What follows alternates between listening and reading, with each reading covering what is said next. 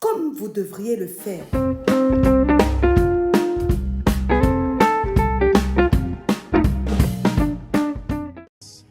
Number 6. Sixièmement, Are we learning? sommes-nous en We're train discussing d'apprendre? the fishers of Nous men. sommes en train de discuter sur le thème de pêcheurs The d'hommes. sixth training La sixième formation que chaque pêcheur doit suivre pour être efficace et qui s'applique à chaque pêcheur d'hommes et à chaque témoin. Êtes-vous prêts pour cela?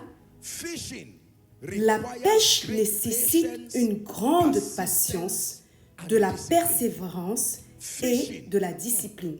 La pêche requires nécessite une great grande patience, patience, persistence, de la persévérance and et de la discipline. discipline. Fishing La requires pêche nécessite great une grande patience, patience, de la persistence, persévérance et and de la discipline. discipline. Do I say it in another way? Dois-je le dire autrement? Requires Gagner great des âmes patience, nécessite persistence, une grande and patience, discipline.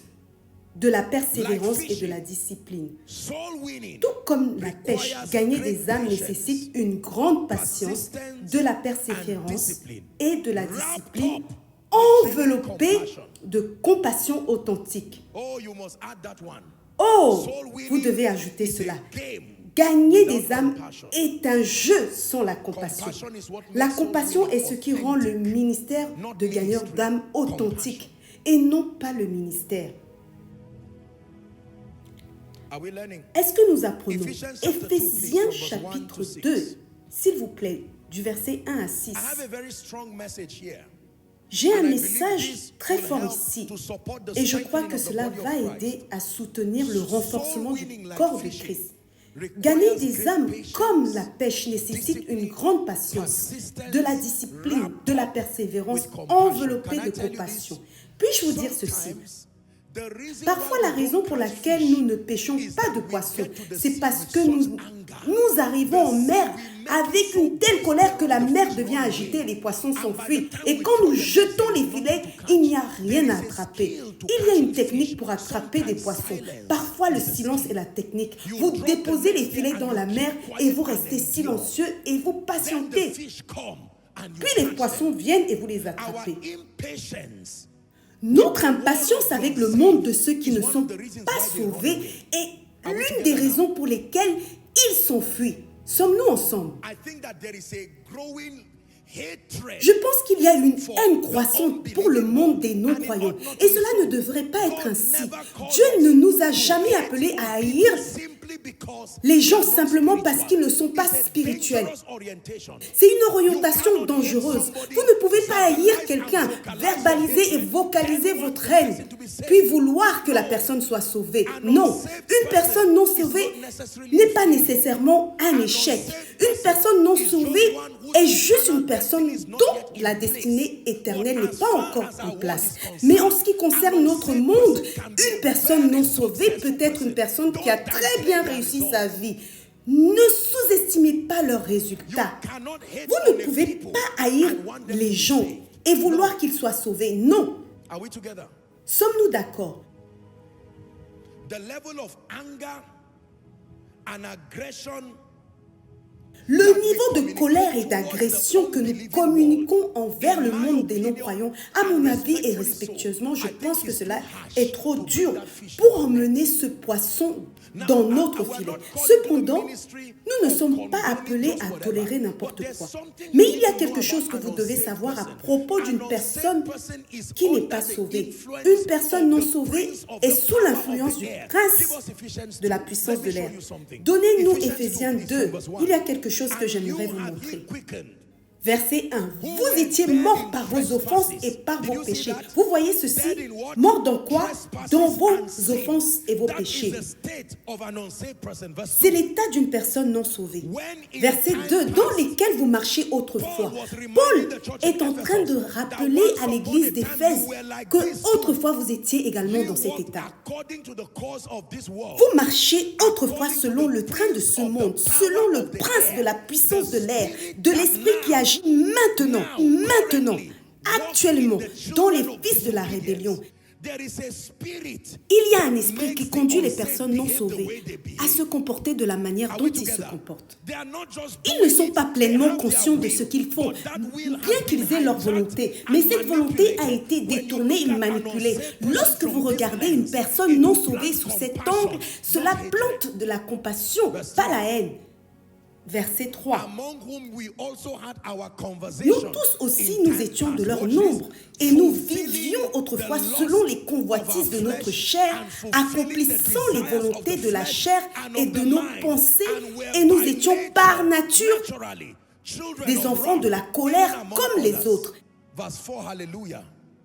But God, Mais Dieu, qui est Who is riche rich in en what? miséricorde, not rich in pas en power, puissance, when it has to do with the business of the fishing men.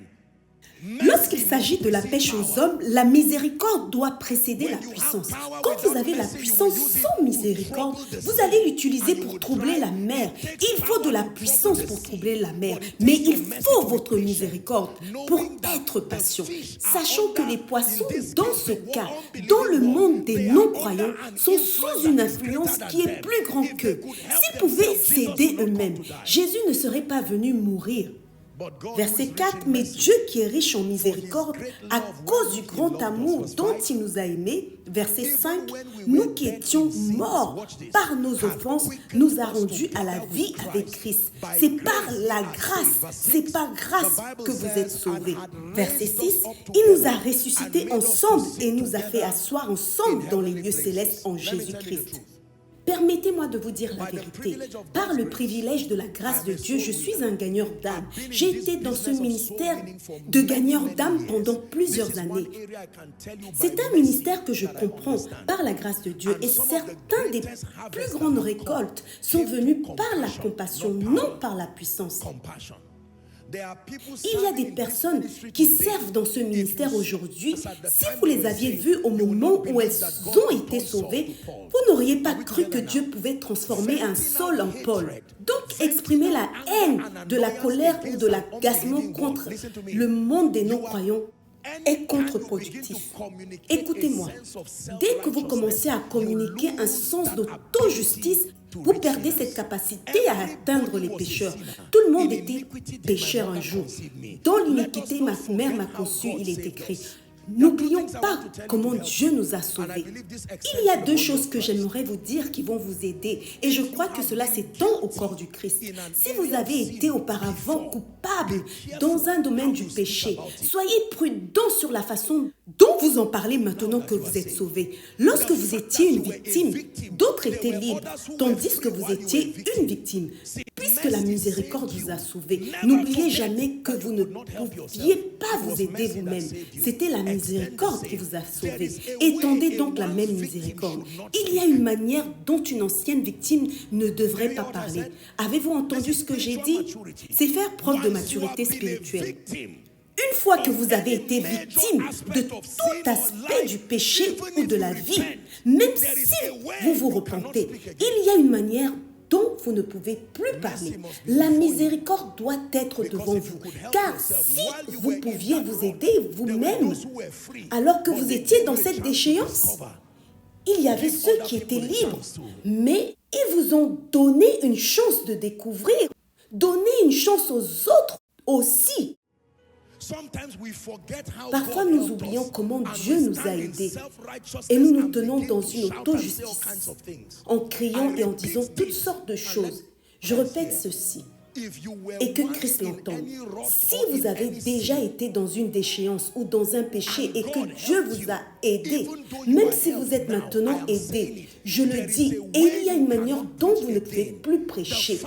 Le fait que vous étiez autrefois Saul, maintenant que vous êtes devenu Paul, vous voyez, vous êtes sauvés par grâce. Mais cette innocence est partie. Il y a certaines choses que vous ne pouvez plus dire. Vous allez demeurer un avocat de la compassion pour le reste de votre vie. You are the one we adore. You give the healing and grace that our hearts always hunger for. Oh, our hearts always hunger for.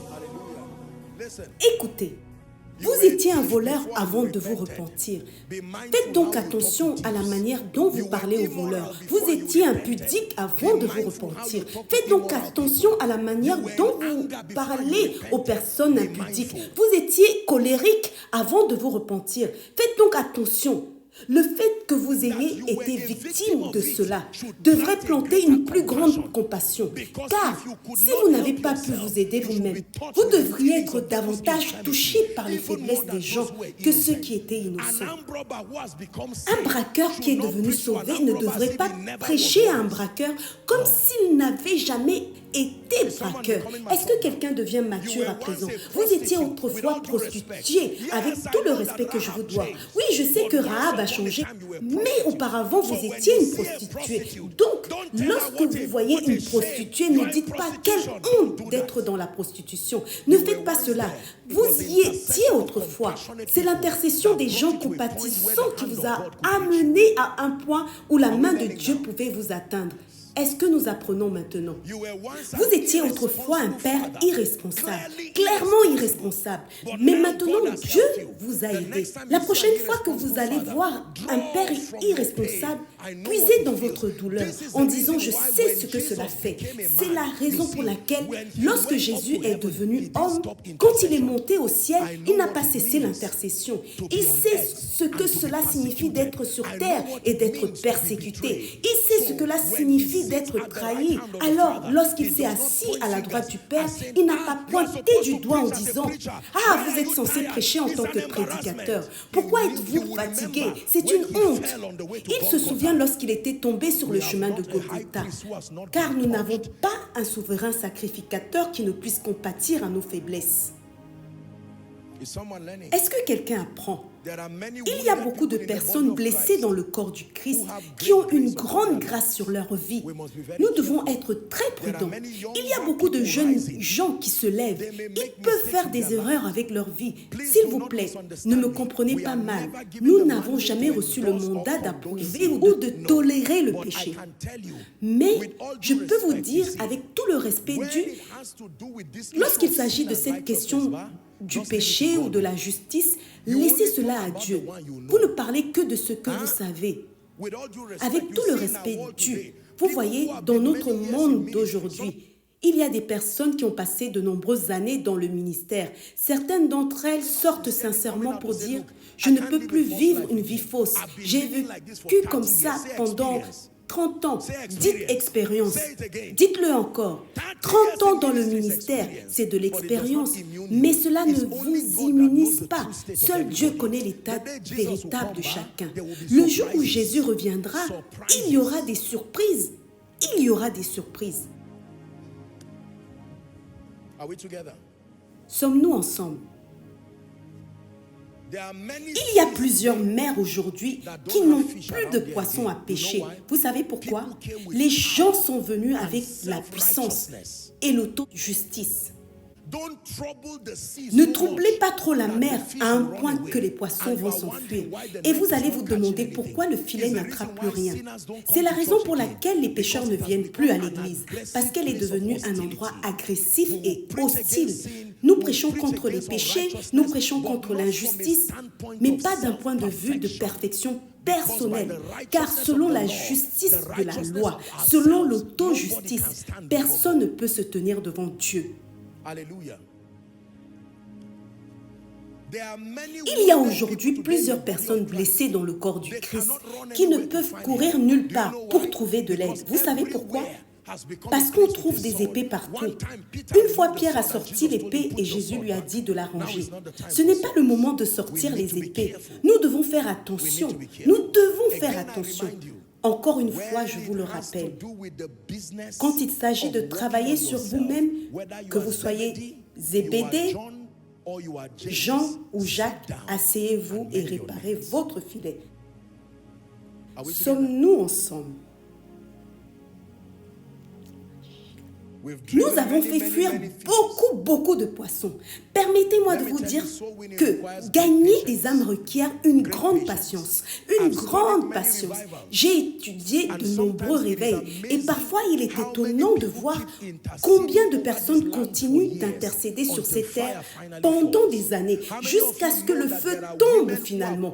Combien d'entre vous savent qu'il y a des femmes qui ont prié pour leurs enfants pendant 10-15 ans? Elles ont continué à intercéder. Vous penseriez que l'enfant ne sera jamais sauvé. Un jour, elle voit l'enfant apparaître après 20 ans. Il revient avec une Bible. Qu'est-ce que c'est que ça encore? Il répond, maman, je suis un prédicateur. Et elle dit, alléluia. Donc j'allais voir un prédicateur de mon vivant. Que se serait-il passé si vous aviez jugé cet enfant?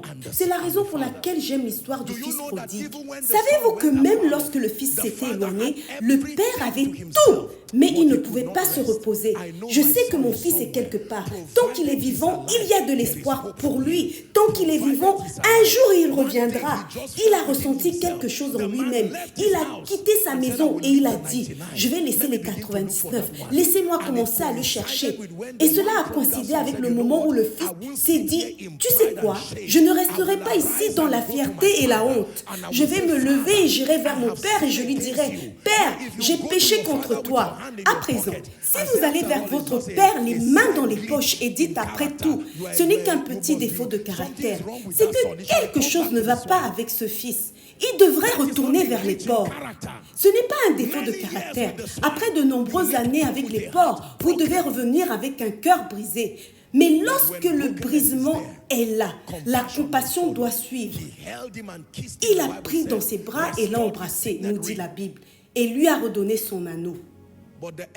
Mais le fils aîné a commis le même crime que le fils cadet. La seule différence est que l'un l'a fait dans son cœur, alors que l'autre a agi ouvertement. Les deux étaient des fils prodigues. L'un était prodigue dans son cœur, nourrissant de l'amertume et de la colère, de la même manière que quelqu'un va commettre l'adultère, la fornication, le vol et la luxure dans son cœur, tandis qu'une autre personne va agir ouvertement et en subir les conséquences physiques. Les deux se tiennent comme le fils aîné et le fils cadet. Mais je vous le dis, devant ce père, tous ont besoin de la rédemption. L'histoire du fils prodigue ne concernait pas un seul enfant, mais la compassion du père pour ses deux fils. Si nous continuons à détruire nos soldats blessés dans le corps du Christ, un jour viendra où nous achèterons cette mer et tous les poissons qui devraient être sauvés ne seront plus là. Je prie pour qu'un temps ne vienne jamais où les seules personnes dans l'église seront des personnes âgées, parce que tous les jeunes auront fui, chassés par notre sens de l'auto-justice. Nous ne tolérons jamais le mal, jamais. Mais laissez-moi vous dire une vérité, mesdames et messieurs. Nous devons obtenir la grâce de Dieu pour manifester de la compassion.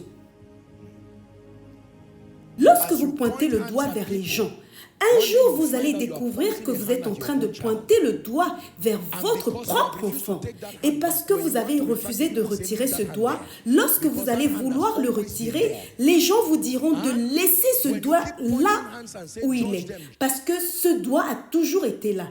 Lorsque vous continuez à pointer le doigt et en disant « jugez-les, jugez-les », un jour, en disant « jugez-les », vous allez découvrir que le doigt que vous êtes en train de pointer est dirigé vers votre femme. Et vous allez vouloir l'abaisser, mais sans succès, parce que la même règle s'applique à tout le monde. La mer ministérielle au Nigeria est trop agitée. La mer ministérielle en Afrique est trop agitée. La mer ministérielle dans le monde entier est trop agitée. On ne pêche pas en troublant trop la mer. Il y a un savoir-faire à avoir pour être un témoin efficace. Il y a des moments où il faut se taire. Vous voyez maintenant la sagesse des pères de la foi ? Parfois, vous les voyez silencieux. Ils ne sont pas silencieux parce qu'ils ne voient pas ce qui se passe dans la mer. Ils sont silencieux parce qu'ils ont mis leur filet sous l'eau. Ils laissent les poissons venir. Puis, ils plient le filet pour pouvoir ensuite tout trier.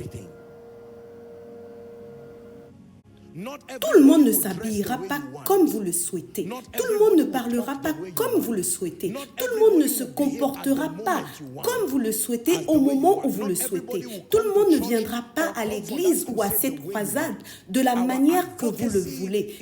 Notre plaidoyer est de défendre la justice sans compromis, mais en le faisant, il y a un savoir-faire à avoir pour la pêche. Vous jetez le filet avant que le poisson n'arrive. Ainsi, lorsqu'ils viennent dans leur diversité, vous gardez le silence. Votre silence n'est pas une faiblesse. Vous permettez au silence de la mer d'attirer les poissons afin que lorsque vous allez fermer le filet, ils soient à votre portée et que vous puissiez les sauver jusqu'au dernier.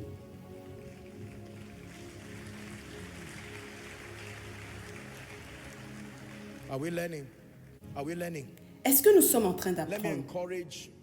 Permettez-moi de vous encourager avant d'aborder la dernière clé. La pêche des âmes exige une grande patience.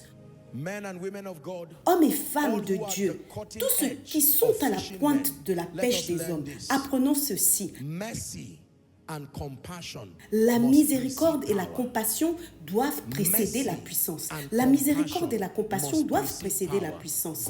La miséricorde et la compassion doivent aller avant la puissance. Il y a des moments où la miséricorde et la compassion vont calmer la puissance et lui dire « Puissance, ce n'est pas le moment d'agir. Sois silencieuse et attends d'abord que le poisson vienne. » Lorsque vous vous apprêtez à soulever le filet, c'est là que vous avez besoin de la puissance.